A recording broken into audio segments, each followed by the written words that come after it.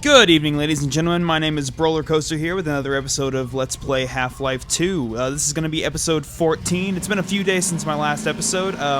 Last thing that I remember happening was us getting flung off of the railroad tracks into the sky, into an abyss, and then it giving us a black screen of a non-standard game over, and good lord, that's loud. And get around it. Yep, there we go. That's much closer to what I was hoping would happen.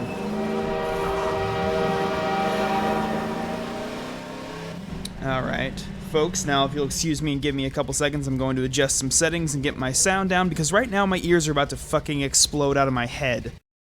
Alright, now that we got that dealt with, let's go ahead and continue on. As you may remember, we are trying to get out of... Actually, I don't even remember what's going on. Probably not important. Actually, I do remember, now that I think about it, we're supposed to be getting to a lighthouse.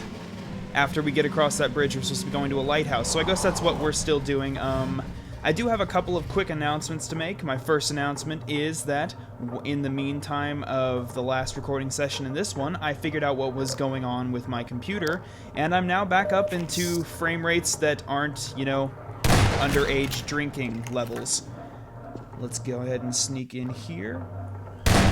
And as such, I will be doing a lot more exploring. My main problem with it last time was that with my incredibly low frame rates as they were, I wasn't entirely sure if, one, this footage was going to be at all salvageable, and two, if I would be able to actually get through areas, because I would instead be just dying every 12 seconds due to not being able to adequately see and or shoot things. But as you can see, I got my frame rate back up to an acceptable level for recording and playing at, and so I'll be doing a lot more exploration in this recording session of those random side buildings. Unfortunately, I think we're almost at the end of this section. It's been a while since I've played through this area for understandable reasons, and so we'll just be seeing how that all goes. Anyway, the only downside, the bad news, as it were, to my good news of my frame rate being semi-decent now, is that I did have to play through all of that car driving section from the part where they actually give you the car up to here again, and that was less than stellar. That was not a whole lot of fun. I've already made my points very clear about how I feel about the driving sections in the Half-Life series, so I'm not going to continue beating that bloody pulp that was at one point a horse, but you know how I'm feeling about it. Anyway, just killed a bunch of zombies, which was a lot of fun. I gotta say, the zombies in this game, Valve does a really good job with zombies. The zombies in the Half-Life 2 games, and then the zombies in Left 4 Dead, all feel really good and actually feel like zombies should, instead of just random cannon fodder. So yeah, shooting zombies, I'm always down for that in a Half-Life game or the like. Let's see what we got over here. Some creepy-ass mansion. Okay. Seriously, what the hell was this thing? Oh, it's apparently an outpost for these assholes. And this is a fire pit with more of these incredibly bizarre corpses. How are you doing, laddie? Have you been brushing your teeth since the last time I saw you? No? Yeah, my Irish accent needs a little bit of work, but, you know, it's all a learning experience. That's all that life really is. And now there's a random tombstone and a boat. What the hell was this house doing out here? Who looked at this empty wasteland and said, you know what this needs? It needs a place of residence. Let's take a look inside here. Got some graffiti. Excuse me, got some graffiti going on. That's always a good sign. It at least shows that the local youth are active in the area. You know, that's very important for when you're trying to find a place to raise a family. Make sure that the local youth are locking the doors behind them. That's, okay. Well, that's a very good thing. It's a good thing to know that the, local neighbors decided to lock the place up before everybody was killed in the baptismal fire of the Combine's, death machine. Good to see that they're keeping that in check. Alright, here's a dead dude. Here's another crossbow. Motherfucker! Oh, good lord. Okay, wasn't expecting that. Is there something No? Okay. I'm sure I'll have to deal with them in a minute. In the meantime, however, I'm just gonna sneak out this wind. Okay, I guess I'm not going out that window. Guess I'm just gonna go downstairs. Oh, hey, buddy. Go say hello to your friends. Play nice. I know that little Jimmy's a little bit awkward at times, but, you know, once you get to know him, he's a really good motherfucker. And yes, I did actually mean to say motherfucker there. He is a very good motherfucker.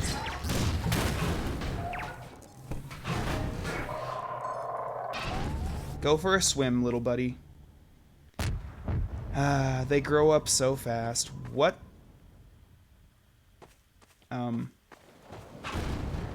Yep, it's still there. At least it's not ghost thing. Ghost car. That'd be a pretty good premise for a movie. Ghost car. Well, not Carrie levels of ghost car. Or what am I thinking of? Christine. I'm thinking of Christine, not Carrie. Sorry, I get my Stephen King books / movies confused from time to time. But no.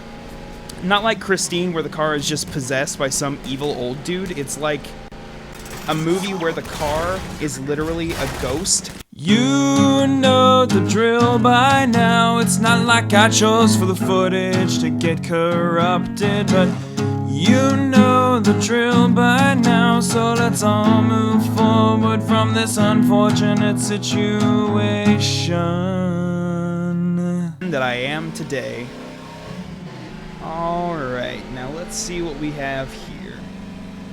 You know, that's actually a pretty good looking, like, this is scenic. This is a fucking postcard waiting to happen right here.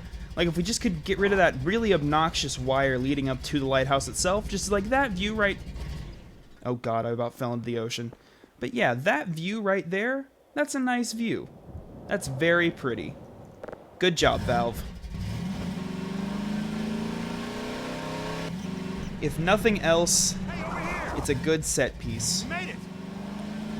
Ow. Son of a bitch.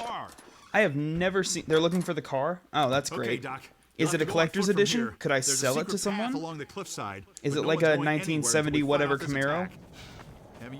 I actually don't know anything about cars, so if somebody could explain something to me, is the Camaro a car from the 70s? All I know is that a friend of mine in high school was obsessed with fixing up this old blue Camaro that he found, and after he did, it was seriously the coolest car that I have ever seen, and admittedly, I don't know a lot about cars, but that thing looked absolutely fucking badass. I don't know if I can blow you up, but I'm sure as hell gonna try.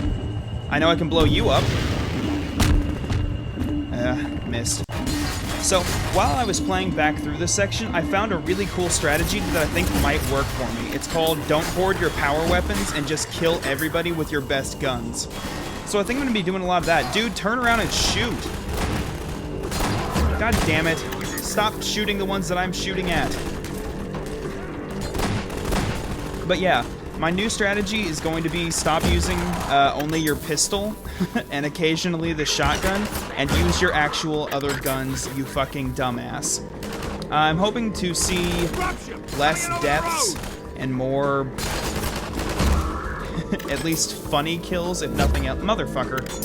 Can I just pull that out of the wall and use it? God damn, that thing went in deep. Immature jokes. I wonder if I could just throw a grenade over there and hit him with that. Maybe? Nope. Appears to have not worked at all. I'm just gonna keep getting shot. That was a really bad shot.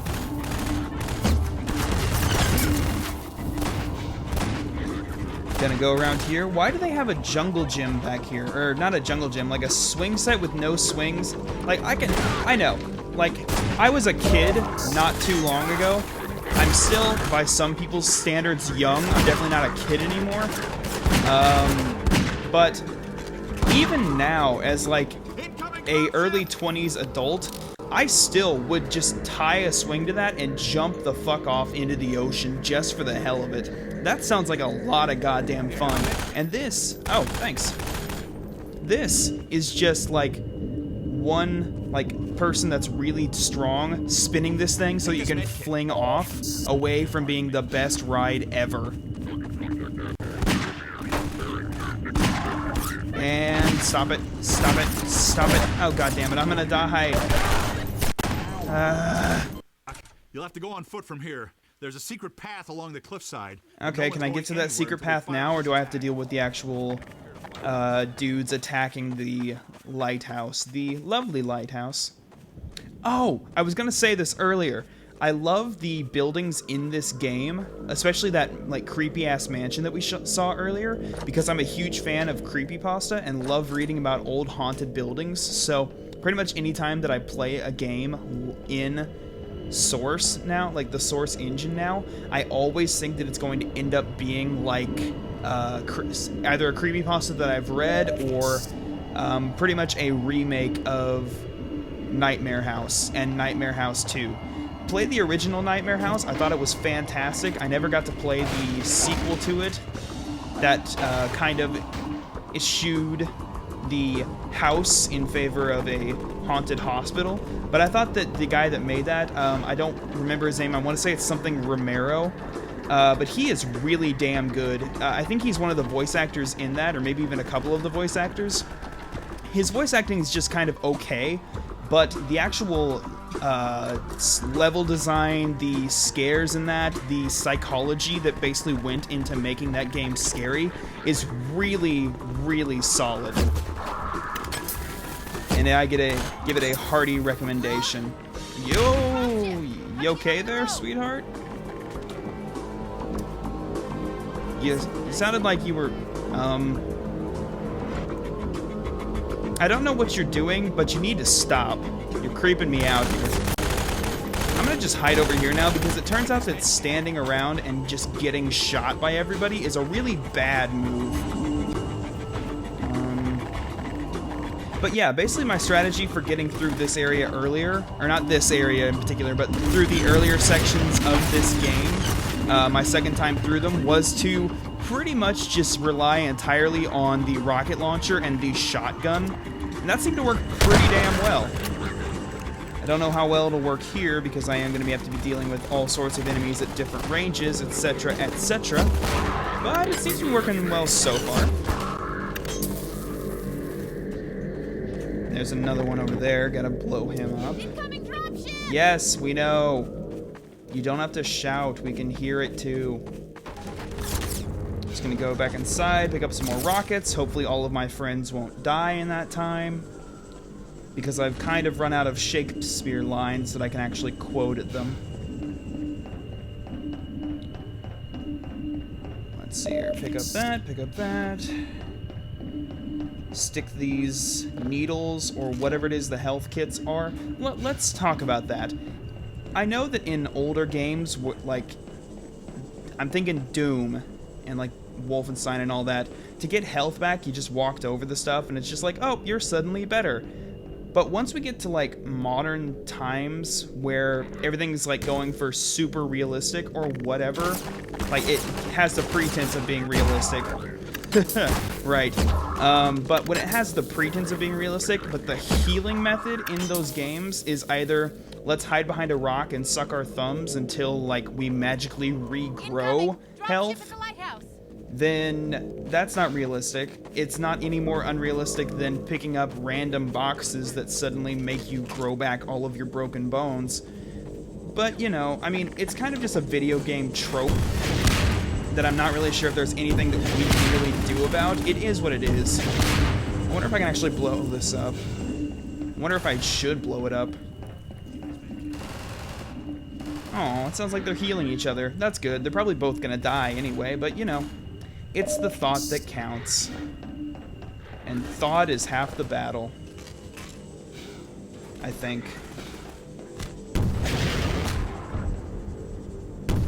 And that's not gonna kill it. Okay.